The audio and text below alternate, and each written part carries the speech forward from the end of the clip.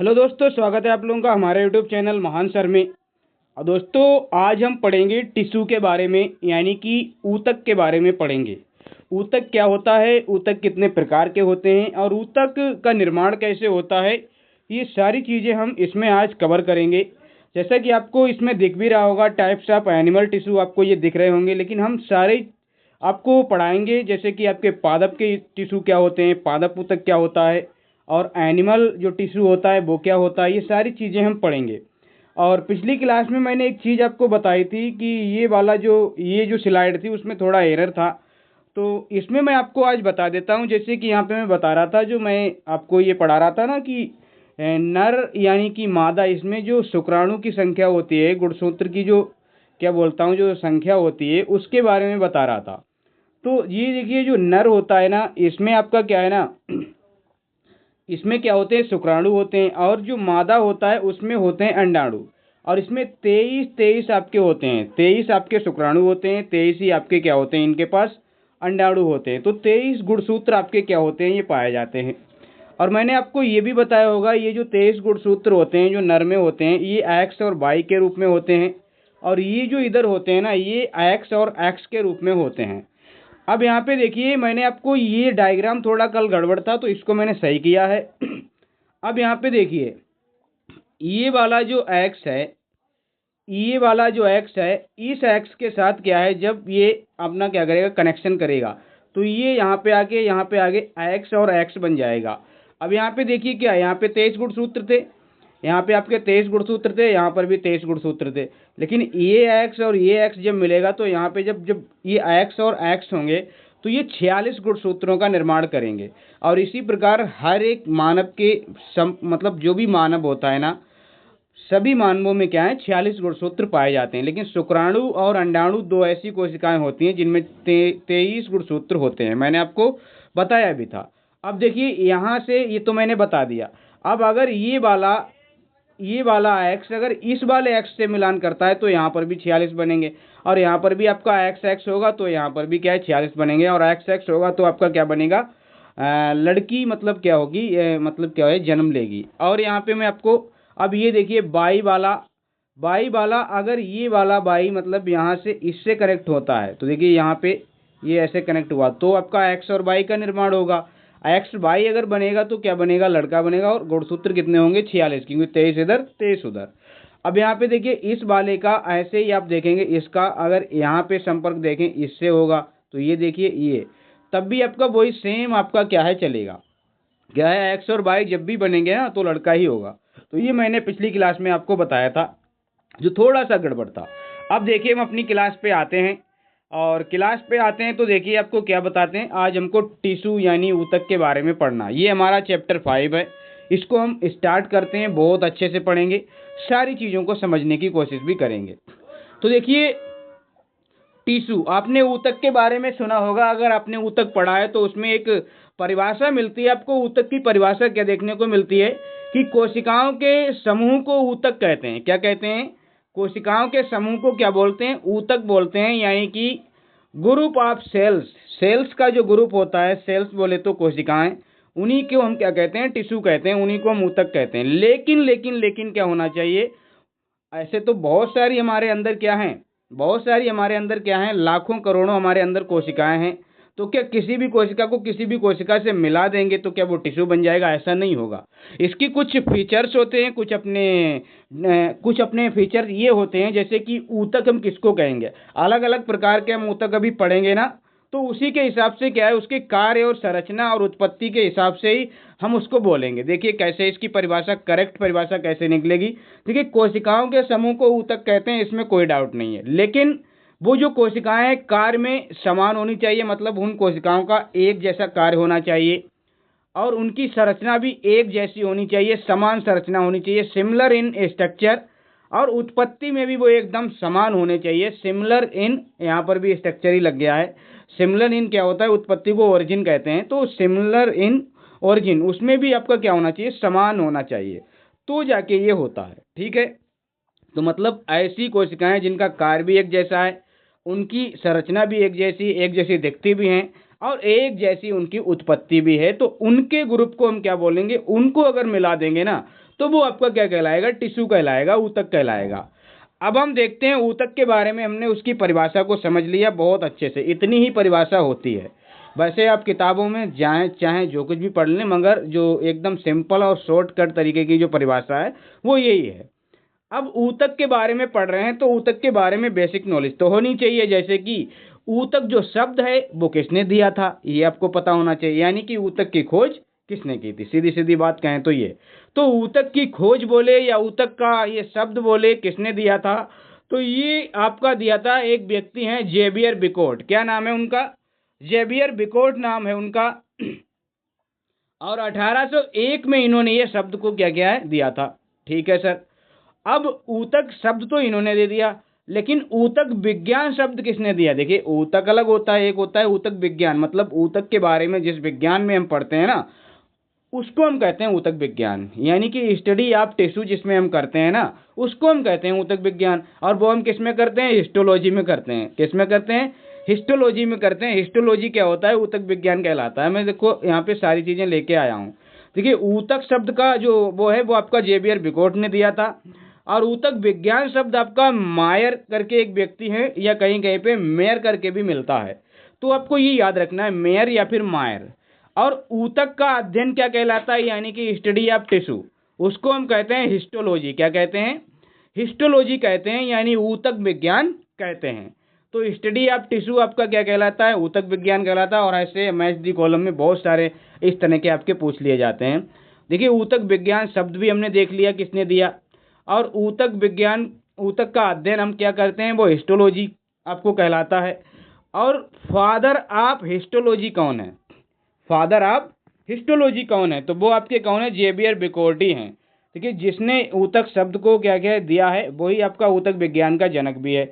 लेकिन जो ऊतक विज्ञान शब्द दिया है वो मायर ने दिया है, लेकिन जो जनक है ऊतक विज्ञान के वो आपके कौन है, जेवियर बिकोट साहब हैं। ठीक है। लेकिन जो रियल आपके फादर हैं, इसके जो वास्तविक आपके फादर हैं वो आपके कौन है, मार्सेली मेलपीगी हैं। लेकिन ये आपका पॉइंट जो है ना एग्जाम में बहुत कम आता है, ये आपका पूछा जाता है। जेवियर बिकोट को आप याद रखना, जेवियर बिकोट, जेवियर बिकोट बहुत ज्यादा पूछे जाते हैं एग्जाम में कि ऊतक विज्ञान के जनक, ऊतक विज्ञान, ऊतक शब्द किसने दिया, ऊतक के अध्ययन को क्या कहते हैं, तो हिस्टोलॉजी कहते हैं। ऐसे आपके क्या है क्वेश्चन बहुत आते हैं। तो ये यहाँ से आपके क्या है, कई एक क्वेश्चन आपके निकल के आ सकते हैं, तो इसको आप याद रखना। अब देखिए आगे बढ़ते हैं, आगे बढ़ते हैं। तो ये देखिए ऊतक के प्रकार, टाइप्स ऑफ टिश्यूज।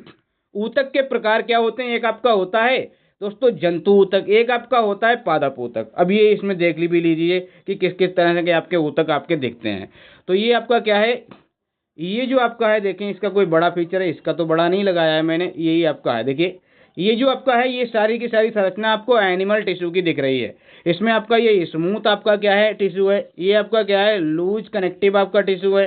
ये आपका नर्वस सिस्टम यहाँ पे दिखाई दे रहा है। ये ब्लड सेल्स को दिखा रहा है, ब्लड टिश्यू को। और ये कॉलमनर आपका क्या होता है, एपिथेलियम एक आपका होता है, अभी मैं आपको पढ़ाऊंगा अभी। तो ये आपके क्या है, टिश्यू आपके दिख रहे हैं। देखिए टिश्यू क्या होता है, वैसे तो आप देख रहे होंगे कि ये इतना, जिससे ज़्यादा तो हमने कोशिका को देखा था, वो बहुत बड़ी दिख रही थी। ऐसा नहीं है, कोशिका बहुत छोटी इकाई होती है, वो हमने इमेज में देखी थी। और उसके अंदर भी बहुत सारी संरचनाएं हमने देखी थी। लेकिन क्या है ना, ये ग्रुप ऑफ सेल्स हैं, क्योंकि हमारे अंदर अरबों खरबों आपकी क्या है कोशिकाएं होती हैं। और उन्हीं कोशिकाओं को मिला के क्या बना दिया जाता है, टिश्यू बना दिया जाता है। तो ये इतने इतने बड़े पार्ट आपको दिख रहे हैं ना, ये आपके क्या है टिश्यू। ये आपका स्टोमच है, ये आपका क्या है, स्टोमच। स्टोमच जानते हैं ना, पेट, जिसको हम क्या कहते हैं, अमाशय बोलते हैं ना, उसको हम स्टोमच कहते हैं। तो ये हमारा क्या है, वो है, इसको आप याद रखना। ये आपका क्या है, ये सारी संरचनाएं आपको एनिमल में देखने को मिलेंगी, मतलब जो जंतु ऊतक है उसमें आपको मिलेंगी। अभी आपको देखिए पादप आपका प्लांट टिश्यू है, इसमें भी आपका क्या होता है, जाइलम होता है, फोइलम होता है, वैस्कुलर टिश्यू होता है, आपका ग्राउंड टिश्यू होता है, डर्मल टिश्यू होता है। ये सारे के सारे अलग अलग तरीके के इसमें टिश्यू पाए जाते हैं। तो ये एक मतलब एक इमेज है जिसके द्वारा मैंने थोड़ा सा दर्शाने की कोशिश की। अब प्लांट टिश्यू को जब हम पढ़ेंगे तो उसके बारे में बताएंगे भी। अब यहाँ पे देखिए, ये देखिए types of animal tissue. Animal tissue के प्रकार आप लोग देखिए, ये ब्लड टिश्यू भी होता है एक। इसमें एनिमल टिश्यू में तो सारी चीजें होती हैं, ब्लड टिश्यू भी होगा, बोन होगी, हड्डियां भी होंगी, बोन टिश्यू भी होगा। एपिथेलियम आपका टिश्यू भी होता है, एपिथेलियल टिश्यू भी होता है। कार्टिलेज टिश्यू होता है, एडिपोज टिश्यू होता है, और नर्वस सिस्टम, नर्वस टिश्यू होता है, मसल्स होता है जो मांसपेशियां होती हैं, कनेक्टिव टिश्यू होता है। ये इतने प्रकार के टिश्यू होते हैं। लेकिन ये जो इतने सारे टिश्यू आपको एनिमल टिश्यू में दिख रहे हैं, ये बहुत सारे मतलब कुछ टिश्यूओं के अलग अलग पार्ट हैं, तो हम उनको पढ़ते हैं। देखिए रियल में अगर आप पढ़ेंगे तो आपको ये वाले 4 आपको देखने को मिलेंगे। आपके जो ऊतक है ना, ये इतने प्रकार के आपको देखने को मिलेंगे। जंतु ऊतक जो है ना, वो आपके ये मिलेंगे। एक तो आपका जंतु ऊतक में उपकला ऊतक मिलेगा, ठीक है। एक आपका जंतु ऊतक में तंत्रिका ऊतक मिलेगा, और एक आपका मांसपेशीय ऊतक यानी कि पेशीय ऊतक मिलेगा, मसल्स टिश्यू मिलेगा, और एक आपका मिलेगा संयोजी ऊतक। आज जो हम पढ़ने वाले हैं वो जंतु ऊतक के बारे में पढ़ेंगे, मतलब इन सारे टॉपिक के बारे में हम पढ़ेंगे। और अगली क्लास में हम पढ़ेंगे ना, तो वो हम प्लांट टिश्यू के बारे में पढ़ेंगे, क्योंकि ये अलग अलग आपके क्या हो जाएंगे तो बहुत अच्छे से रहेंगे। और मैं बताऊं ये संयोजी ऊतक क्या है, आज मैंने इसमें नहीं लगा पाया है क्योंकि ये बहुत बड़ा था और इसमें बहुत सारी चीज़ें थी। वैसे तो मैं इतना ही लिख देता संयोजी ऊतक क्या होता है उसके बारे में, लेकिन मैंने सोचा थोड़ा अच्छे से लिखूंगा, तो कल की क्लास में उसको ले लेंगे। अब देखिए इतने आप पढ़िए, ये आज मैं आपको कवर करा देता हूँ। तो देखिए ये आपको ये इमेज भी आपको दिख रही होगी उपकला ऊतक की, एपिथेलियल टिश्यू की, नर्वस टिश्यू की, मसल्स टिश्यू की और कनेक्टिव टिश्यू की। मैंने जिस तरह से जहाँ पे जो चीज़ दिया है उसके नीचे ही सेम उसकी क्या है इमेज लगा दी है। अब देखिए हम सबसे पहले उपकला ऊतक को पढ़ते हैं। तो ये मैंने यहाँ पे उपकला ऊतक को समझाने के लिए कुछ चीज़ें ली हैं। देखिए उपकला ऊतक क्या होता है, एपिथेलियल टिश्यू आपका क्या होता है।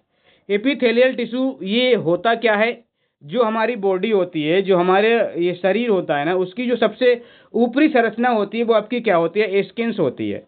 तो वो उस पर भी आपका क्या होता है, ये उपकला ऊतक पाया जाता है। देखिए ये कहाँ कहाँ पे उपस्थित होता है मैं आपको दिखा देता हूँ, मतलब बता देता हूँ। उपस्थित ये कहाँ कहाँ पे होता है, शरीर के ऊपरी भाग में, यानी कि देह आवरण पे। आवरण बोले तो जो हमारी बॉडी का कवर है, जो हमारी क्या है एक तरीके से मेम्ब्रेन है ना, उस पे आपको बताता हूँ। ये त्वचा जो स्किन होती है ना, उसमें आपका ये त्वचा जो स्किन है ना, वो इसी टिश्यू की बनी होती है। और क्या बोलता हूँ, अमाशय में ये पाई जाती है और गर्भाशय में भी ये पाई जाती है। अमाशय बोले तो स्टमच, और आपकी गर्भाशय बोले तो यूटेरस, उसमें भी आपकी क्या है ये पाई जाती है। मुख गुहा होती है, मुख गुहा जो मुख होता है ना, उसकी जो गुहा होती है उसमें भी आपको ये देखने को मिलेगी। जो वोकल कैविटी होती है उसमें भी आपको देखने को मिलेगी।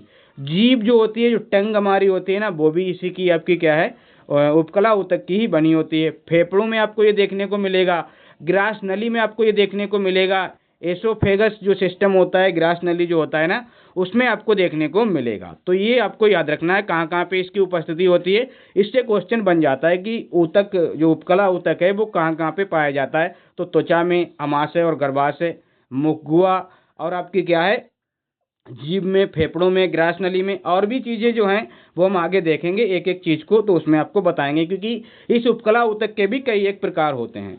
तो देखिए ये जो होता है ना उपकला ऊतक, ये शरीर को सुरक्षा प्रदान करता है। क्या करता है, शरीर को सुरक्षा प्रदान करता है, बॉडी को सुरक्षित रखता है। जैसे कि संक्रमण से सुरक्षा करता है, घर्षण से, जल से, जैसे कि हम कभी होता है ना, कभी दीवार में रगड़ जाते हैं तो हमारी स्किन क्या है थोड़ी सी वैसी हो जाती है, तो उसमें आपने क्या है ना उससे भी हमारी क्या है ये रक्षा करता है। और अगर ये ना हो तो एकदम से हमको बहुत ज़्यादा वो लग जाएगी, लेकिन कभी कभी बहुत ज़्यादा चोट लग जाती है तो ये उपकला ऊतक नष्ट भी हो जाता है ना, तो हमको बहुत ज़्यादा घाव वगैरह भी हो जाते हैं। ये जल से जैसे हम वाटर से नहाते हैं ना, तो पानी हमारे अंदर नहीं जाता है ना, ये उपकला ऊतक की ही वो होती है, वरना हमको ये गला भी सकता है पानी में, जैसे और चीज़ें गल जाती हैं पानी में डाल दो। तो ये उससे हमारी क्या है रक्षा भी करता है, घर्षण से, संक्रमण से हमारी रक्षा करता है।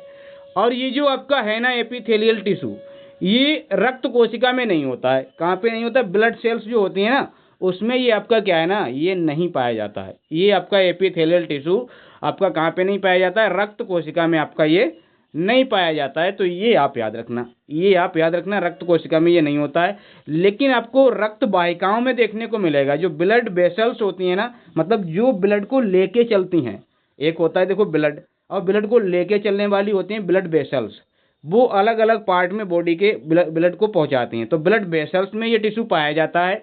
आगे मैं आपको बताऊंगा कहाँ ब्लड क्या बोलता हूँ, जो ब्लड वेसल्स होती हैं, रक्त वाहिकाएं होती हैं, उनके बारे में। लेकिन रक्त में ये टिश्यू नहीं होता है, तो उपकला ऊतक रक्त में नहीं होता है।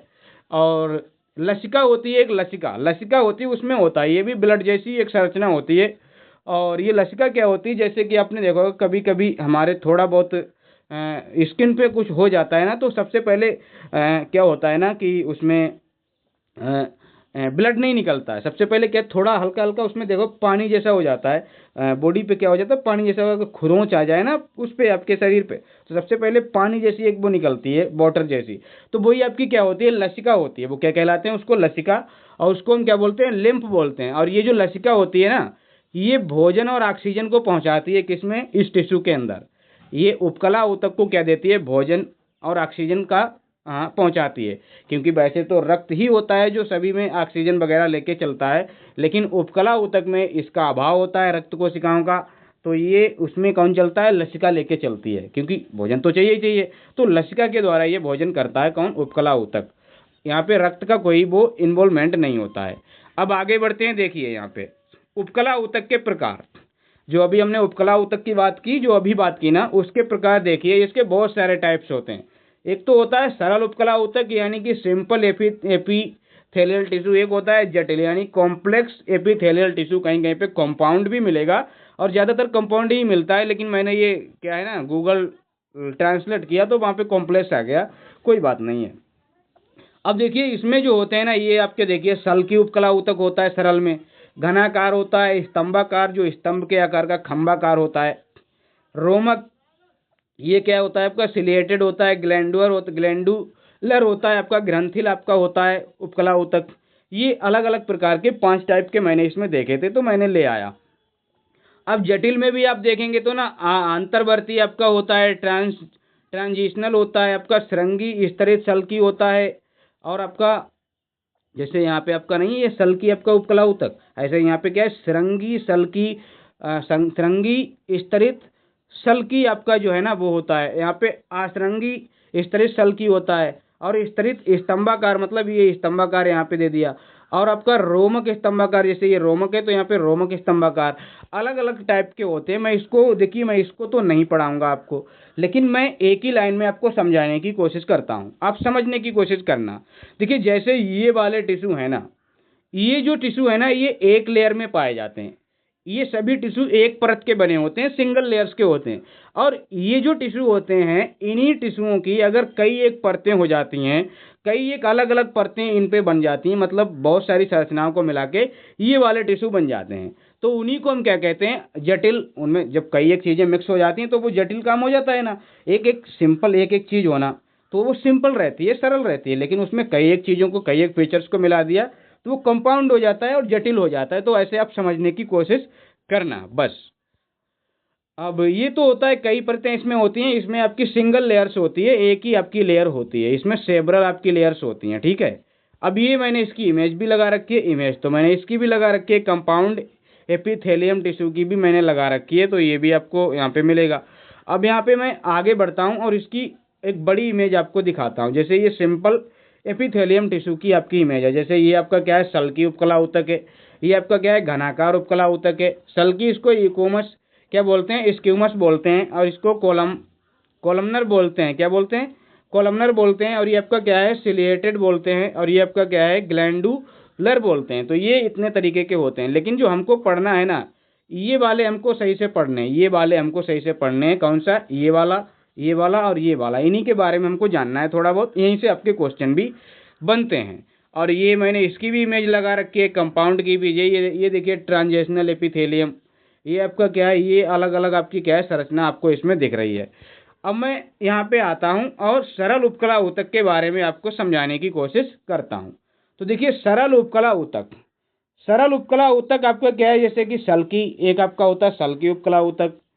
एक आपका घनाकार होता है, क्यूबोइडल होता है। एक आपका क्या होता है, कोलमनर होता है, स्तंभाकार होता है।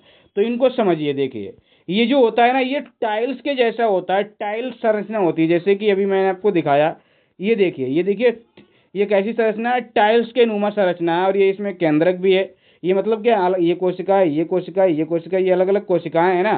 तो ये आपका क्या है, सरल उपकला ऊतक है। और इसमें क्या है, ये केंद्रक आपको दिख रहे हैं, तो ये आपको कैसे टाइल के जैसा दिख रहा है। और ये फ्लैट होता है, कैसा होता है, फ्लैट। फ्लैट बोले तो चपटा बिल्कुल होता है। कैसा होता है, एकदम चपटा आपका होता है, चपटा ऊतक भी इसको कहते हैं। और ये सुरक्षा का कार्य करता है। क्या कार्य करता है, सुरक्षा का। ये कहाँ पे होता है, फेफड़ों में होता है। रक्त वाहिकाओं में होता है, यानी कि ब्लड वेसल्स में आपका होता है, और लसिका यानी कि लिम्फ्स में भी होता है। जो लिम्फ हमने अभी बताई थी ना, जो क्या बोलता हूँ, उपकला ऊतक को क्या करती है, भोजन और ऑक्सीजन पहुंचाने का कार्य करती है, तो ये उसमें भी आपका होता है। और ये देखिए घनाकार आपकी है, घनाकार जो क्यूबोइडल होती है उसके बारे में, जो घनाकार उपकला ऊतक होता है उसका, इसमें जो कोशिकाएं होती हैं ना वो घनाकार होती हैं। कैसी होती हैं? घनाकार होती हैं, और ये अंगों को सुरक्षा करती हैं। क्या करती हैं? इनका कार्य होता है अंगों की रक्षा करना। देखिए मैं इसकी भी इमेज आपको दिखाई देता हूँ। ये आप लोग देखेंगे ना तो ये घनाकार आपको दिख रहा है। कैसा दिख रहा है? घनाकार। जैसे कि यहाँ से नीचे से आपकी जितनी इसकी क्या है, मैं आपको थोड़ा सा इसको जूम करके ही दिखा पाऊँ तो सही रहेगा। देखिए ये जितना यहाँ से आपका यहाँ तक आपका है ना, उतना ही आपका यहाँ से यहाँ तक आपका भी है। तो ये सारी तरफ से क्या है, एकदम घन के रूप में है, घन के रूप में है। तो ये घनाकार आपका है। कैसा है ये ऊतक? घनाकार आपका है। ये आपका क्या है, सारा का सारा आपका क्या है, घनाकार आपकी संरचना आपको दिख रही है। ये सारी घन के आकार की संरचना है, क्योंकि जितनी यहाँ पे उतनी आपकी यहाँ पे उतनी उसके उधर भी है। तो ये सब तरह से आपका क्या है, घनाकार आपको क्यूबोइडल आपको दिखेगा। तो ये आपको समझ आना चाहिए, क्यूबोइडल आपका दिखेगा, तो ये आपको पता होना चाहिए। देखिए ये था। अब यहाँ पे हम थे, यहाँ पे थे, ये देखिए ये अब देखिए ये जो होता है ना घनाकार, इसमें कोशिकाएं पाई जाती हैं। कैसी कोशिकाएं होती हैं? घनाकार कोशिकाएं होती हैं। और ये कहाँ पे आपको देखने को मिलेगा? ये सब एग्जाम्पल्स हैं। ये कहाँ पे मिलता है? ये आपको क्या है, श्वसन जो नलिकाएं होती हैं, जो रेस्पायरेटरी आपकी ट्यूब्स होती हैं, जो श्वसन नलिकाएं होती हैं ना, ये उसमें भी आपको मिलेगा। जो लार ग्रंथियां होती हैं आपकी क्या होती हैं, सलाइवरी ग्लैंड होती हैं, लार ग्रंथियां जो होती हैं उनमें भी आपको मिलेगा। थायराइड ग्रंथि होती है एक आपकी, थायराइड ग्लैंड, उसमें भी होगा। पाचन ग्रंथियां होती हैं, जो डाइजेस्टिव आपकी जो ग्लैंड्स होती हैं ना, उसमें भी आपको ये देखने को मिलेगा। ठीक है। अब ये आपका है स्तंभाकार। क्या है दोस्तों? ये है आपका स्तंभाकार आपका ऊतक है, यानी कि आपका क्या है, कॉलमनर आपका। ये खंबे जैसी संरचना इसकी होती है, और ईंट जैसी भी इसको बोलते हैं। एक तो खंबे जैसी होती है, और आपकी ईंट, क्योंकि ईंट कैसी होती है, थोड़ी सी आपकी क्या है, कॉलम नुमा होती है ना, कॉलम नुमा होती है, लंबी लंबी होती है ना। हालांकि वो भी घनाभ के आकार की होती है, लेकिन घनाकार नहीं होती, घनाभ होती है, तो वो लंबी लंबी होती है, कॉलमनर के रूप की होती है। और ये इसका कार्य क्या है, ये स्त्रावण और अवशोषण का कार्य करता है। क्या करता है? ये सेक्रेशन करता है, कुछ चीज़ों को स्त्रावण करता है, और कुछ चीज़ों को एब्जॉर्ब करता है, यानी कि अवशोषित भी करता है। तो ये इसका काम रहता है। और ये अमाशय में पाया जाता है, आंतों के अंदर पाया जाता है, ग्रास नली में पाया जाता है। कहाँ पे आ जाता है? ग्रास नली बोलता हूँ, ग्रंथियों की नली में पाया जाता है। जो ग्रंथियों की नली होती है ना, उसमें भी आपका क्या है, ये आपका पाया जाता है। और ग्रास नली में भी आपका क्या है, ये पाया जाता है। तो ये आपका क्या है, ये आपका क्या हो गया, मेरे ख्याल से ये आपका उपकला ऊतक, सरल उपकला ऊतक ये हो गया। और मैं खंभाकार संरचना ये आपको दिखाई देता हूँ। ये आप देखेंगे ना, ये खंबे के आकार की है। देखिए कैसे कैसे लंबी लंबी आपकी की, एकदम खंबे जैसी आपकी क्या संरचना, ये आपकी क्या है, लंबी लंबी आपकी क्या संरचनाएं हैं। वैसे आपको ये देखें, ये और ये बिल्कुल आपको सेम ही दिख रही होंगी। देखिए मैं आपको सीधे सीधे समझाता हूँ। ये आपकी क्या है, एकदम फ्लैट है, जैसे टाइल नुमा होती है। और टाइल को, जितनी टाइल की लंबाई होती है, जितनी टाइल आपकी क्या होती है, वर्गाकार होती है, वर्ग के आकार की होती है, अगर उतनी उसकी ऊंचाई कर दी जाए, मतलब ये भी, ये जो बना है ना, इसी की तर्ज पे आपका ये हो गया है। इसमें क्या हुआ है, ये इसकी चौड़ाई लंबाई ऊंचाई सब बराबर हो गई, तो इसको क्यूबोइडल बोल दिया गया। इसमें क्या हो गया, इसकी लंबाई केवल बढ़ गई, तो इसको कॉलमनर बोल दिया गया। बाकी सारी संरचनाएं सेम है, बस सेम चीजें हैं। लेकिन मैंने आपको बताया था, जो कार्य में एक हूँ, संरचना में एक हूँ, और उत्पत्ति में एक जैसी हूँ, उन्हीं को हम क्या बोलते हैं, टिश्यू बोलते हैं। तो ये आपको समझ आया होगा। ये हमने आपको समझा दिया सरल उपकला ऊतक।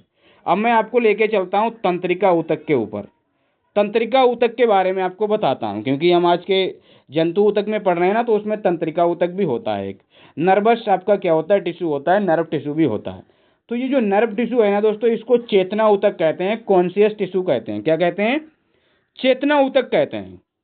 ये एक चेतना ऊतक होता है, क्योंकि दिमाग जो होता है ना, हमारा जो ब्रेन होता है ना, यही हमारा तंत्रिका ऊतक में काम करता है। ये जो दिमाग है ना, जो ब्रेन है, ये हमारा तंत्रिका ऊतक का बना होता है। और ये चेतना, सारी चेतनाएं यहीं से हमारी जनरेट होती हैं। जैसे कि हमको क्या है, कहीं पे, जैसे कि हम हाथ में अगर हमारे कोई चोट लग जाए, या कोई चीज़ हमारे हाथ पे गिर जाए, तो तुरंत हमारे दिमाग को क्या है, क्लिक हो जाता है कि हाथ पे कोई चीज़ गिरी हुई है। कोई चीज़, मक्खी आ जाए, या पानी गिर जाए, या कुछ भी गिर जाए, या जल जाए आप, तो संकेत कौन करता है? दिमाग। अगर मच्छर बैठा है तो आपको एक हाथ से क्या आएगा, तो तुरंत आप उसको मारेंगे। ये संकेत कौन करता है, दिमाग करता है। तो ये चेतना ऊतक होता है। लेकिन अगर आपको सुई चुभ जाए या कांटा चुभ जाए तो आप मारते थोड़ा ना हाथ से। तो ये आपका क्या है, एकदम तंत्रिका ऊतक जो है ना, ये पूरे पूरे के पूरे आपको क्या है, सभी अंगों को क्या करता है, समन्वय करता है, कनेक्ट करता है कि कैसे क्या करना है हमको। अगर सुई चुभी हुई है, कांटा चुभा हुआ है तो आप निकालेंगे ना उसको, अगर मच्छर बैठा है तो आप मारेंगे ना उसको। तो ये सारी चेतनाएं किसमें होती हैं, ये तंत्रिका ऊतक में होती हैं। और मानव शरीर के सभी अंगों में समन्वय का काम करता है, कोऑर्डिनेशन का काम करता है। बहुत जबरदस्त आपका ये काम करता है तंत्रिका ऊतक।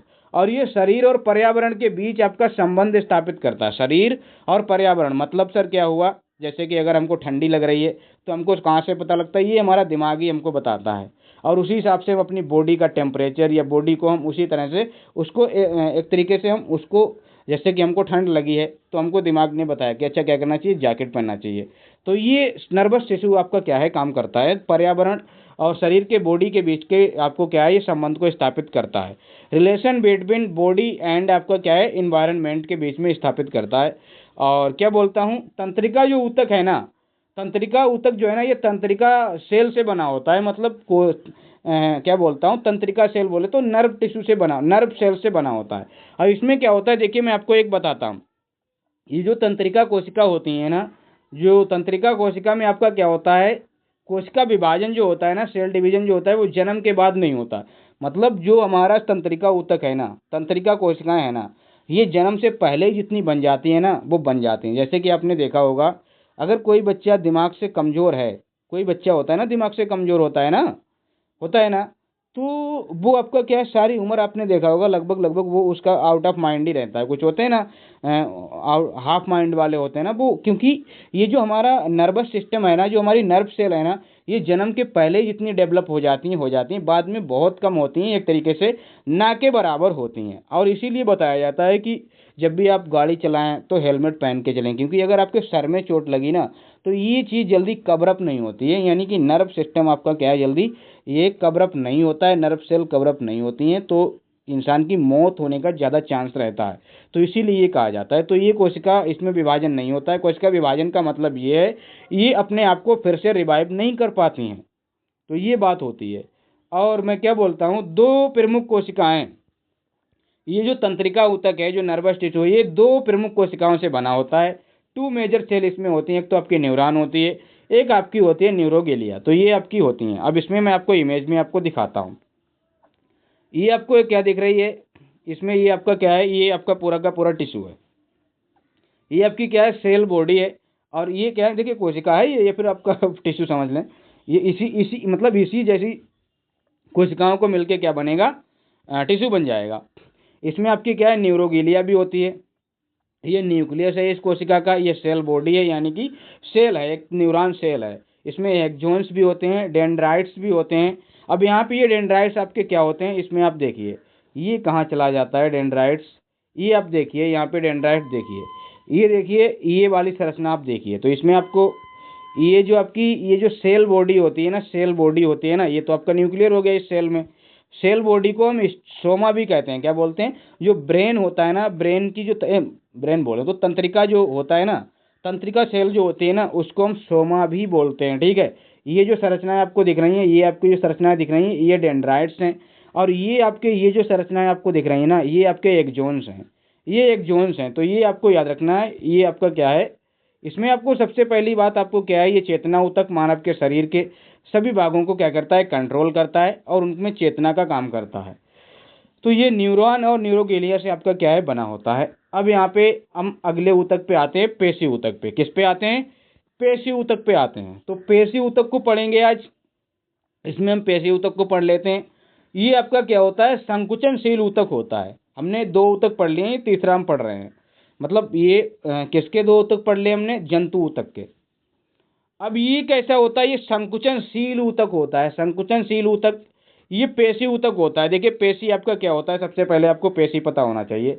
ये आपको देखना है, ये देखिए जो हम देखते हैं जिम वगैरह जाते हैं तो अपनी मसल्स वगैरह ही तो बनाते हैं ना। ये देखिए ये संरचना आपकी क्या है, ये आपकी क्या है, ये आपकी क्या है, पेशियां ही तो हैं जिसमें मांस भी हो, जिस उसमें मांस होता है ना, मांसपेशी जो होती है ना, उसी को हम पेशी कहते हैं। ये देखिए पसलियाँ, ये देखिए पेशी मतलब पसलियाँ बता रहा हूँ, ये मतलब क्या है, मांसपेशियाँ हैं, ये आपकी मांसपेशियाँ हैं, ये सारी आपकी क्या है, मांसपेशियाँ हैं। तो ये आपकी क्या होती हैं, पेशियाँ होती हैं। ये आपको दिख भी गया होगा, तो ये आपको समझ आया होगा, ये मांसपेशियाँ होती हैं। अब यहाँ पे देखिए, अब देखिए यहाँ पे मैं आपको समझाता हूँ, क्या समझाता हूँ। मानव शरीर में जो सभी पेशियां इसी से बनी होती हैं, पेशी ऊतक से ही सारी हमारी पेशियां बनी होती हैं। जितनी भी पेशियां होती हैं ना, वो हमारी क्या से बनी होती हैं, मानव शरीर में जितनी भी आपकी पेशियां हैं वो पेशीय ऊतक से ही बनी होती हैं। और मानव शरीर में जो पेशियां हैं ना, वो लगभग कितनी होती हैं, 639। कहीं कहीं पे 650 भी आपको देखने को मिलेगा, लेकिन कितनी होती हैं, 639 पेशियां आपके शरीर में होती हैं। और जो सबसे बड़ी आपकी मांसपेशी होती है वो ग्लूटियस मैक्सिमस होती है, जो हमारे कूल्हे की आपकी क्या होती है, जो हमारे कूल्हे की जो कूल्हे होते हैं ना, वो हमारी क्या होती है, सबसे बड़ी जो हिप होती है, कूल्हे की जो पिछवाड़ा होता है ना, वो हमारा क्या होता है ना, सबसे बड़ी उसमें मांसपेशी होती है। और वो क्या होती है, ग्लूटियस मैक्सिमस उसका नाम होता है, जो कूल्हे में पाई जाती है। ऐसे आपको याद रखना है, कहाँ पे पाई जाती है ग्लूटियस मैक्सिमस, कूल्हे में, या हिप लिख के आ जाएगा। और सबसे बड़ी मांसपेशी देखिए, यहाँ पे मैंने क्या किया है, यहाँ पे थोड़ा सा डाउट रह गया है, थोड़ा सा एडिटिंग करने को रह गया है। यहाँ पे लिखा था सबसे बड़ी मांसपेशी, यहाँ पे लिखना था मुझे सबसे छोटी मांसपेशी लिखना था, और मैंने कट कॉपी पेस्ट के चक्कर में वो नहीं लिख पाया। कोई दिक्कत नहीं, यहाँ पे क्या है, आपका सबसे छोटी मांसपेशी की बात हो रही है। तो वो हमारी कहाँ पे होती है, स्टेपिडियस होती है, जो कि कान में होती है। कान में आपने देखा होगा, कान आप पकड़ना अपना, अभी आप पकड़ के देखिए, जो सबसे नीचे वाला आपका होता है इससे ना, ये जो सबसे नीचे वाला, जिसमें महिलाएं आपके क्या है, जो क्या होता है कान में जो भी पहनती है ना, कुछ भी होता है कुंडल कुंडल, उस संरचना को हम क्या बोलते हैं, स्टेपेडियस बोलते हैं। और वो आपकी क्या होती है, मांस ही तो होता है ना, एक पेशी ही तो होती है ना, तो वो आपकी होती है।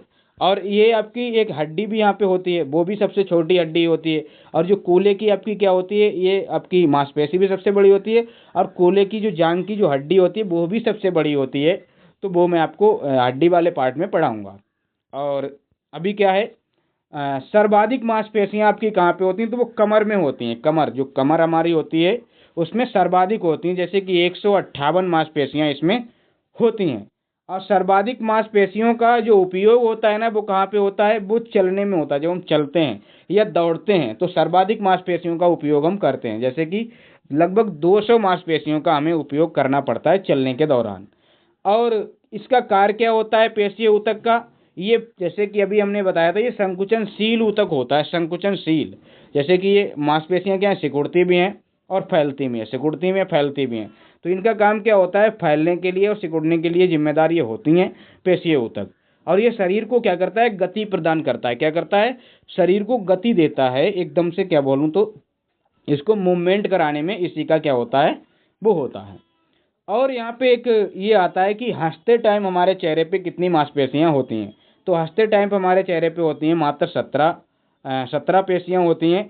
और अगर आप दुखी होते हैं ना, तो उसमें आपकी 33 आपकी क्या है, पेशियां काम करती हैं। ये मतलब ऐसा कुछ नहीं, ये आपका पॉइंट आपका एग्जाम में नहीं आएगा, ये मैंने ऐसे ही लगा दिया है। ये मतलब जहाँ से मैं पढ़ रहा था तो उन्होंने बताया था, तो मैंने भी उसको लगा दिया है कट कॉपी पेस्ट करके। अब देखिए यहाँ पे आपको मैं बताता हूँ, ये देखिए, ये वाला संरचना आप देखिए, थोड़ा जूम कर देते हैं क्योंकि ये लास्ट ही स्लाइड है लगभग लगभग। तो ये आपको दिखाना है, देखिए, ये देखिए आप लोग, ये आपको क्या दिख रहा है, ये इसमें भी कई एक प्रकार होते हैं ना, ये पेशी ऊतक के कई एक प्रकार हैं। एक आपकी होती है कार्डियक मसल्स होती है, एक आपकी स्केटल मसल्स होती है, एक आपकी स्मूथ मसल्स होती है, जिसको हम क्या बोलते हैं, इसको हम बोलते हैं अनैच्छिक आपकी। ये आपकी होती हैं ऐच्छिक, और ये होती हैं आपकी कार्डियक। तो ये अलग अलग प्रकार की होती हैं। जैसे कि ये देखिए कार्डियक कहाँ, ये हृदय से निकल के आई है कार्डियक मसल्स। ये आपकी क्या है, ये देखिए आपकी क्या है, हाथ से निकल के आई है। तो ये वाली आपकी स्केटल है। स्केटल का मतलब ये होता है एक ढांचा होता है एक, और ये हाथ हम अपने किसी भी तरह से हिला जुला सकते हैं। ये आपको एक संरचना दिख रही है, आपकी क्या है, ये स्मूथ है यानी कि अनैच्छिक है। अब मैं आपको इसके टाइप्स आपको दिखाता हूँ। देखिए टाइप्स मैं आपको दिखाता हूँ, ये आपके आ गए हैं टाइप्स पे। ये हम कहाँ पे हैं, टाइप्स पे हैं। पेशीय ऊतक के टाइप्स आपके हैं। तो पेशीय ऊतक के प्रकार आप लोग देख लीजिए, muscles, types of muscles tissue. तो एक आपका होता है रेखित आपका पेशी होता है, एक आपका होता है अरेखित पेशी, और एक होता है आपका हृदय पेशी होता है। तो ये अलग अलग आपके क्या होते हैं, ऊतक होते हैं। रेखित पेशीय ऊतक, अरेखित पेशीय ऊतक और हृदय पेशीय ऊतक आपके ये होते हैं। तो इसमें आप लोग देखिए जो रेखित होते हैं ना, मैं इसमें बहुत ज़्यादा डिटेल नहीं लाया हूँ, डिटेल लाने की ज़रूरत भी नहीं, आपको समझाना है मुझे। क्या जो रेखित पेशी होती है, रेखित क्या कहते हैं इसको, क्या समझते हैं, इसको बोलते हैं हम ऐच्छिक पेशी बोलते हैं। क्या बोलते हैं? ऐच्छिक पेशी बोलते हैं, वॉलंटरी मसल्स बोलते हैं। वॉलंटरी मसल्स यानी ऐच्छिक पेशी हम इसको बोलते हैं। अब देखिए इसमें ये ऐच्छिक पेशियां क्या होती हैं, जिसको हम अपनी इच्छा से, जिन पेशियों को हम अपनी इच्छा अनुसार हिला सकें अपने आप, हमारी मर्जी है तो वो काम करेंगी, हमारी मर्जी नहीं है तो वो काम नहीं करेंगी। जैसे कि हाथ से आप कोई चीज़ उठाते हैं, कोई चीज़ रखते हैं, किताब पढ़ते हैं, हाथ से उठाते हैं, हाथ से किसी को मार भी देते हैं, कोई आपको भी मार देता है। तो ये हमारी क्या होती हैं, पैरों से आप चलते हैं तो पैरों की जो मांसपेशियां होती हैं ये आपकी इच्छा के अनुसार चलती हैं। आप अगर चाहें तो तभी तो चलेंगे, आप आराम करेंगे तो आप आराम करेंगे। तो ये सारी मांसपेशियां जो आपके कंट्रोल में हैं वो आपकी ऐच्छिक पेशियां कहलाती हैं, रेखित पेशियां कहलाती हैं। ठीक है, इनको हम कंकाल पेशी भी कहते हैं, क्योंकि हाथ क्या है, ये ढांचा होता है ना एक तरीके का। तो ये कंकाल पेशी भी स्केटल मसल्स भी कहलाते हैं, जैसे हाथ पैर की मांसपेशियां होती हैं, ये देखिए और ये देखिए। अब ये जो है आपकी अरेखित पेशी, इनको अनैच्छिक पेशी कहते हैं, इनवॉलंटरी मसल्स भी कहते हैं। तो इसमें क्या होता है, जैसे कि इनवॉलंटरी आपकी क्या, जैसे आपने खाना खाया, आपने खाना हाथ से खाया, वो तो आपका इच्छा था, आपने खाया, लेकिन उस खाने को आपको क्या है, पचने से रोक सकते हो क्या? नहीं रोक सकते हो ना। तो खाने का जो पाचन करेगी, जो भी पेशी करेगी ना, वो आपकी अनैच्छिक पेशियां होंगी, अनैच्छिक पेशियां होंगी ना। तो ये जो भोजन पाचन होता है ना, वो आप नहीं रोक सकते हो। आपके अंदर जो रक्त का सर्कुलेशन चल रहा है, ब्लड सर्कुलेशन चल रहा है, वो आप नहीं रोक सकते हो। कोश के श्वसन चल रहा है, आप सांस ले रहे हो, आप नहीं रोक सकते हो, अपने आप को सांस नहीं रोक सकते हो। ठीक है, तो ये आपकी इनवॉलंटरी पेशियों का कमाल होता है। इनवॉलंटरी पेशियां आपकी कहलाती हैं, जिनमें आप अपनी इच्छा अनुसार कुछ ना कर सकें, वो आपकी क्या होती हैं, इनवॉलंटरी होती हैं, अनैच्छिक पेशियां होती हैं। और जो हृदय पेशी होती है, ये भी अनैच्छिक पेशी की तरह काम करती है, लेकिन अनैच्छिक पेशी नहीं होती है। ये अनैच्छिक पेशी नहीं होती है, लेकिन ये अनैच्छिक पेशी की तरह काम करती है। और शरीर में ये क्या करती है, पंप का काम करती है। क्या?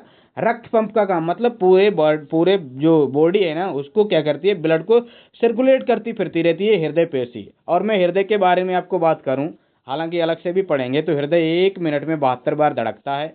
और अगर बोले हृदय 1 मिनट में कितनी बार सांस लेता है, तो 16 से 18 बार आपका क्या है, हृदय सांस लेता है। और हृदय से पूछा जाता है कि ये कभी भी क्वेश्चन नहीं है, लेकिन हृदय कब आराम करता है, तो दो धड़कनों के बीच, मतलब एक धड़कन हो गई, अब जो दूसरी धड़कन होगी तो उसके बीच में जो रेस्ट होगा ना, वही आपका क्या कहलाएगा, इसका आराम कहलाएगा। इसका क्या है, ये हृदय आराम करता है उन दो धड़कनों के बीच। ये देखिए हृदय का मैंने लगा दिया है, और ये उसकी क्या है, कार्डियक बाकी मसल्स इसमें होती हैं, तो ये आपकी काम करती हैं। ठीक है, तो ये आपका क्या था, ये आपका मेरे ख्याल से ये आपका ऊतक था। ये मैंने जंतु ऊतक, लेकिन अभी जंतु ऊतक का एक पार्ट बचा है, आपका संयोजी ऊतक, कनेक्टिव टिश्यू बचा है, वो भी मैं अगली क्लास में प्लांट टिश्यू के साथ में ही पढ़ा दूंगा। अब ये सारी चीज़ें आपको यहाँ पे दिख रही होंगी, जैसे हमारी ये क्लासें चल रही हैं, तो इनको आप जरूर देखिए जाके। ये बहुत अच्छी आपकी क्लासें हैं, बहुत अच्छी आपकी क्या है, ये क्लासें हैं, इनको जरूर देखें जाके। सारी क्लासें हमारी हिस्ट्री, पॉलिटी, ज्योग्राफी, इकोनॉमी की कंप्लीट है, इनको जरूर देखें। बहुत अच्छे वे में मैंने आपको इनको पढ़ाया है, तो ये आप जरूर देखें जाके। और अगर आपको चैनल पे नए हैं तो चैनल को सब्सक्राइब कर लें, और वीडियो को लाइक कर दें, शेयर भी कर दें। और अगर पीडीएफ चाहिए फ्री वाली तो यहाँ पे करें, ये महान सर चैनल को ज्वाइन कर लें, टेलीग्राम वाला। और इसकी जो कंप्लीट पीडीएफ मिलती है ना, ये हमारी क्लास ख़त्म होने के बाद ही मिलती है, जब हमारा टॉपिक पूरा कंप्लीट हो जाता है, यानी कि पूरा का पूरा, जैसे कि हम बायोलॉजी पढ़ रहे हैं, तो जब पूरा बायोलॉजी हो जाएगा तब आपको पूरी कंप्लीट पीडीएफ मिलेगी, लेकिन वो पेड मिलेगी। और क्या बोलता हूँ, अभी हमारी जो 4 आपकी क्या है क्लासें, हिस्ट्री, पॉलिटी, ज्योग्राफी है ना, उनकी सभी कंप्लीट हैं, उनकी पीडीएफ भी आपको मिल जाएगी। हर एक वीडियो के डिस्क्रिप्शन में उसका लिंक रहता है, तो आप परचेज कर सकते हैं। फ़ोन पे, गूगल पे, सारे नंबर आपके वहीं पे दिए रहते हैं। कॉल करने के लिए भी नंबर दिया है, व्हाट्सएप नंबर भी दिया है, सारी चीज़ें आपकी अवेलेबल रहती हैं। तो आप कॉल करके भी पता कर सकते हैं कि सर पीडीएफ कैसे लेना है, ये भी मैं आपको बता देता हूँ। और मैं ही कॉल उठाता हूँ, कोई और उठाता भी नहीं है, ठीक है, क्योंकि अभी वो जो नंबर है वो मेरे पास रहते हैं। तो फिर मिलते हैं दोस्तों नेक्स्ट वीडियो में, तब तक के लिए धन्यवाद।